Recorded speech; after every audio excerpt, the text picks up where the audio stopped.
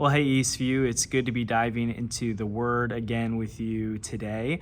If you've been following along with other Devos, we're in John chapter 6. And if you would like to get these Devos sent to you daily, you can subscribe to our email list, or you can subscribe to our YouTube channel, and you'll have the access to those all the time. But this week, it's actually a really rainy day right now. It's been storming a little bit. The air quality has been not the best lately. I'm sure you are aware of when all that going down, and it's just inevitable, right? We live in a world where there's different weather, and there's inevitably going to be storms that come and weird weather instances. And when you live in central Illinois, if you do, that's a common occurrence to have the weather acting up in the ways that it does. Maybe not the air quality side of things, but you never quite know what the weather is going to look like each day. And that's kind of how life is. Illinois weather. That one day it can be great. It's 70, the wind's just perfect, the sun's out. And the next day it is storming, or winter comes and it's like -15 with a wind chill of -30, and it's snowing 6 inches, and my worst nightmare. Storms come in this life. You just can't avoid it.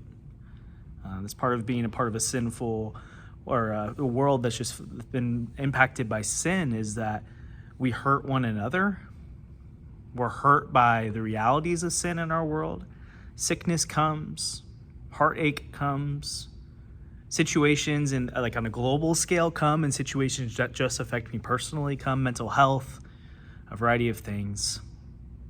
So if storms are inevitable, then what should our response be when these storms come?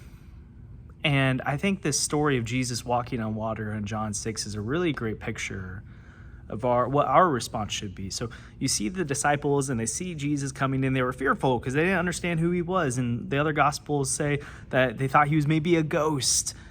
And when Jesus comes near him, he says, "It is I. Do not be afraid." And then in this, the Gospel of John, it says they welcomed him into their boat, and then immediately they're on the other side. And I think this is the best response that you and I can have when we face storms in this life, because although Jesus immediately took them to the other side in this story, that doesn't always happen, right? We don't always get immediately through the storms of this life. But what we can trust in is that it is Jesus.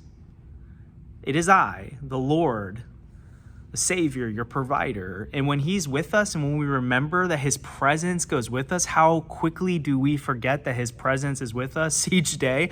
But when we remember the truth that God is with us in everything we do, then the storms, they don't affect us as much. Like, sure, that doesn't mean they're going to be better. It doesn't mean we're not going to experience pain and hurt, but we still have hope. We can still have peace, and we don't have to be afraid of what the storms of this world bring to us, because we can invite Jesus into our boat. We can welcome him into our boat and say, "Jesus, we trust you to be in control of this. We trust you to have your way in the midst of the storm." And even if we can't see the shore on the other side, even if we don't see the end of the storm coming anytime soon, we know that Jesus is in the boat with us, and he desires to carry us through. And so this week, I don't know what your storms are right now. I'm sure you're going through something. I just pray that this week, and ask you this week, to invite Jesus into that boat, into that situation, and allow him to take control of your storm. Love you, Eastview.